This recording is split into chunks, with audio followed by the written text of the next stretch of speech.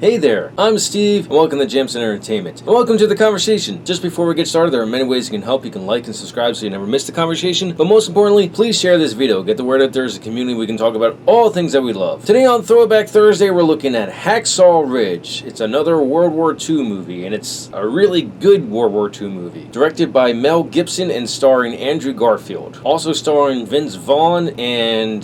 is it Sam Worthington? This movie is based off the true story of Desmond Ross, a hero in World War II that went over to Okinawa as a medic and a conscientious objector during World War II. A conscientious objector is someone who is a pacifist and will not take another life, but is willing to go and help out in any capacity that they can. The movie shows why he's a pacifist for two reasons. Once, when he was a kid, him and his brother were fighting, and at one point they get separated from fighting, like one pushes the other away, and Desmond grabs a brick, hits his brother Hal in the head with it, and like really rings his bell. It's so bad he thinks he kills his brother. This is also a religious family he's brought up in, and they have a poster of the Ten Commandments, and he's so shocked he goes over there and looks and he just stares at the commandments and reads "shall not kill." And then they show much later in the film, the second instance is his father was in the First World War, and he suffers greatly from PTSD. He's a drunk and he's abusive. He unfortunately took it out on his family, and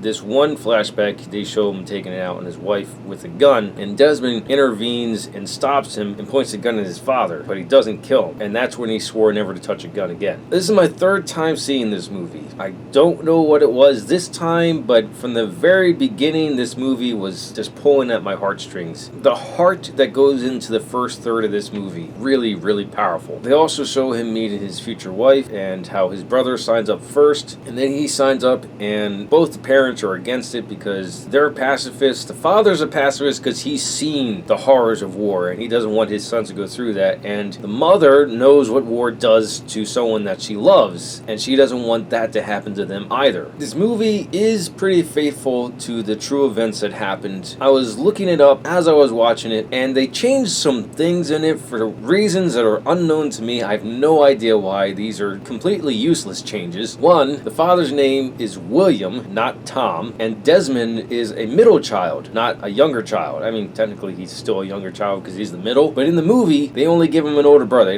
don't know if he has a younger sister or a younger brother. I was just looking it up. I don't know why you would change something like that. Doesn't make sense. So the first third is intense because of the wave of emotions that they send to you, because you really feel for Desmond and what he's going through as a child and as a young man. And then they step up the intensity again in boot camp and how he suffers through that. And what I mean is that everyone is against him, and it gets so bad where his unit beats him up, but he's so hell-bent on serving, he doesn't give up people that assaulted him. I don't know how true this part, I mean, he probably did go to a court-martial, which is just a trial in the military, because military for the most part was extremely against people that weren't willing to pick up a rifle and kill the enemy. That was their arguments. Like, you are going to be a liability over there if you're not willing to fight and kill the enemy and protect your fellow soldiers. Now, a part that is more than likely Hollywood is Desmond's father gets back into his old uniform and visits his old captain, who's now a general, and asks him to basically give him a pass, because the way they portray it in the movie is that the military is not following the law, where conscientious objectors are allowed to be in military combat units and not carry a rifle. And he gets the letter from the general saying, you're breaking the law, military, and you just let the boy do his duty,